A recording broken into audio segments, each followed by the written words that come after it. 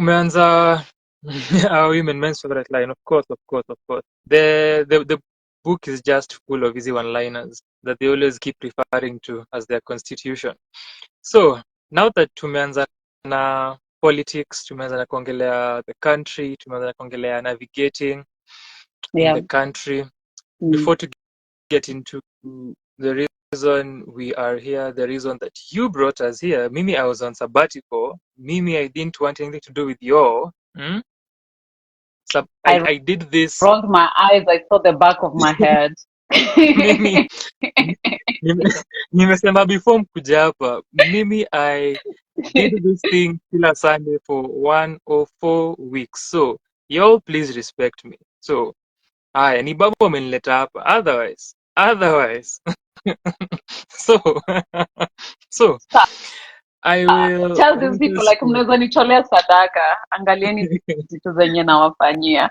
Just see the favors I'm pulling y'all. Like nitolee sadaka, nateseka, nitolee sadaka. mnipe sadaka for all my labor. So tuanze on that political note before we get into the music. Na ningetaka sana tupatie a recapitulation of the success that was yesterday, the success that the week has been as well. Najua organizing is a tedious endeavor, not only in this country, but in the world. It demands of someone's being in very hurtful ways, in very demanding ways. And also in this world that we are living in, because the systems that different countries live by and live with are results of imperialist global systems that have been deliberately inculcated and cultivated and instilled forcefully by way of conquest and colonialism and the like. So we see a trickle of this through social systems, cultural systems, political, economic, and more. But jana something powerful na amazing na mighty happened, and ningependa just kusikia toka kwako a recap of what that was, what that means in a summarized way if you can. Na tunaongelea end femicide KE na total shutdown KE. So go ahead, my love. I think in terms of the organizing of this particular protest was between Usikimye, Zamara Foundation, and Feminists in Kenya. And this is, I think, the third protest Usikimye is organizing. The second protest Feminists in Kenya is organizing, and the first protest Zamara Foundation is organizing.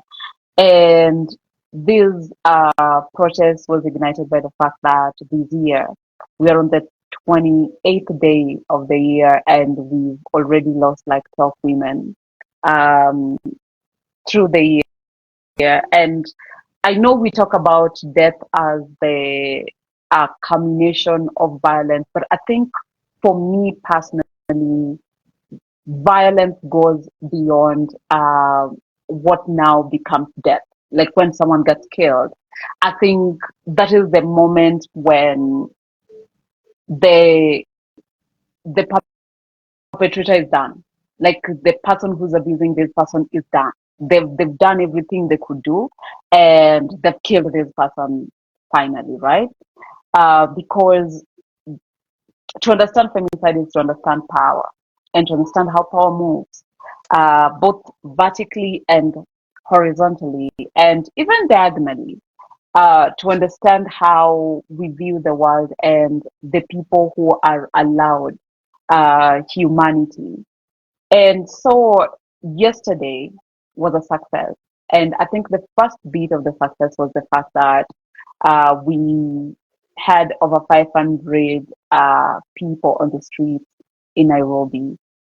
But all around the country, the number added to over 10,000 people who gathered in Eldoret, in Kisii, in Kisumu, in Turkana, in Homa Bay, in Siaya, in Mombasa, in Kilifi, Nakuru, Machakos, and on 26th there was Nyeri. There was a protest in Nyeri. Uh, it was a success in that way, and still with the full and complete knowledge that in 2019, when we first did the total shutdown protest, why I remember it was done on March 8th. Why I remember this so clearly because that was the day. I don't know if I got fired from the hospital, but that was the last day I practiced as a doctor. Um, Instead of going to do radiotherapy, I went for a protest, and Mary Liz, who's here, put me on the lineup to perform, and then I couldn't fly at the hospital that I was sick because I was on TV protesting instead of going to the hospital to treat people like a normal person. Um, that protest was amazing. It was started. Total shutdown started Peru, South Africa. There was total shutdown Brazil. There was total shutdown Mexico. Um, I don't know if the US had a total shutdown. I don't think so. But all these places were recording a very high level of femicide and violence against women. And then um, at that time, they were in the top 10 of the countries that were experiencing the worst levels of violence, right? But right now, Kenya is now number 3, and almost all these countries are no longer in the top 10. So at that level, something changed for them that didn't change for Kenya. And I think for me, when we were doing this, after participating in the other two that have happened, there was one that happened in September or October the same year. And then in 2020, there was another one we did on Valentine's Day that was organized by Sikini. And all of them, uh, just away from the turnout, what is not giving.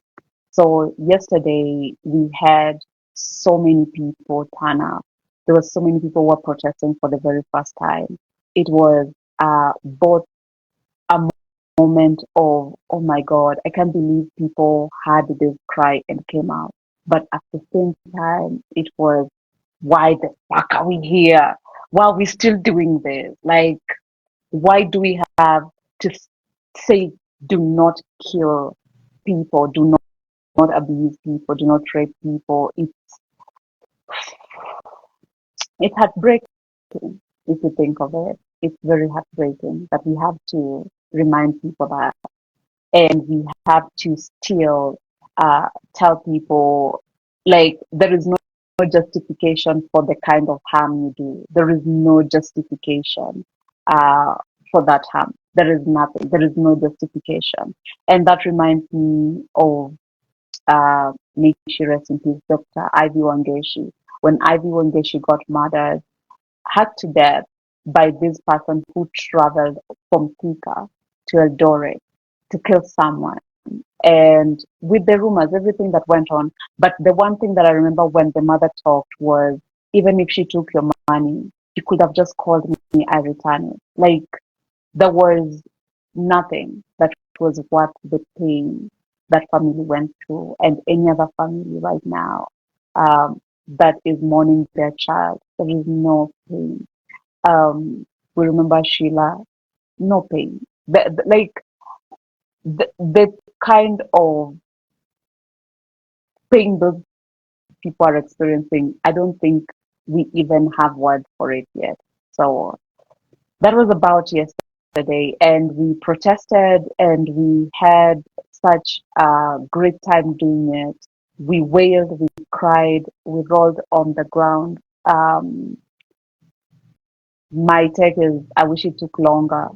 I wish we did it for longer. That's my take. But that's me. I the the heartbreak, knowing that, you know there no way to even explain femicide. I don't know if anyone can explain it, of saying it's justified in these levels. Like I don't trust anyone who can say, but like when it comes to femicide, the buts and the ifs do not work for me. Um, I was about to say upon like, and I'm a bad person, but okay, roll that one out. But yeah, the ifs, what if there is no condition? There is no condition that allows the level of violence we've seen in this country uh, since 2018. And by the time we were protesting in 2019, counting dead women in Kenya, we were at 309 dead women, reported cases.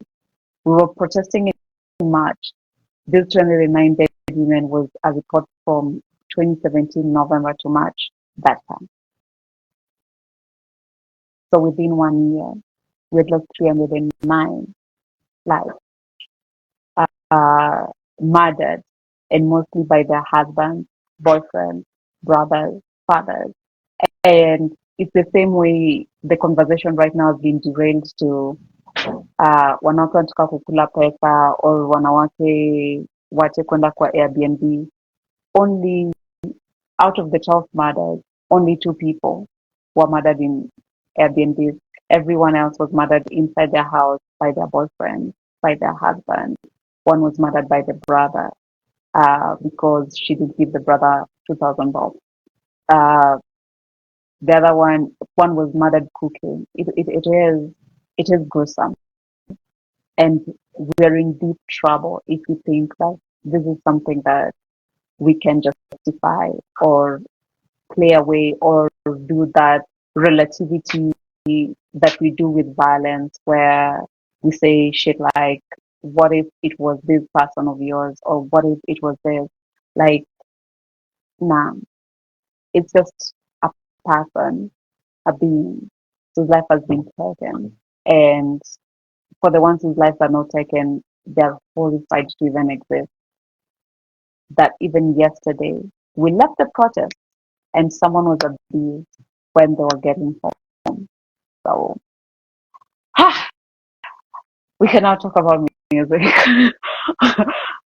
And I keep looking at the way people have left their life, like they got excited about the MWE and then African. This is not why I came here, but we cannot talk about the music.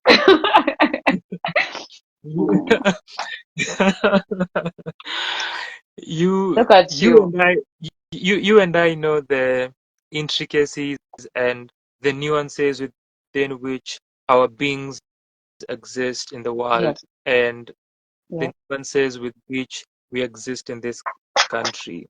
Now, it's yes, super significant that we also talk about that, reflect upon yes, yes, yes, it it is. as well, because these reflections are usually significant as far as looking at ways with which we are moving forward and ways in which the calamity is being mitigated and what should be happening at different levels of society, at different levels of intersections.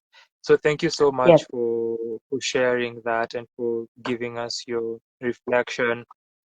Mm. As you've rightfully stated, it's heartbreaking and gut-wrenching that years and years still the demonstrations are the same. And I as know. far as what I know. as far as far Mm. as what people are agitating for, that still remains to be something that human beings are clamoring for and that women are Mm. fighting for and asking for. So thank you so much for your Mm. reflections.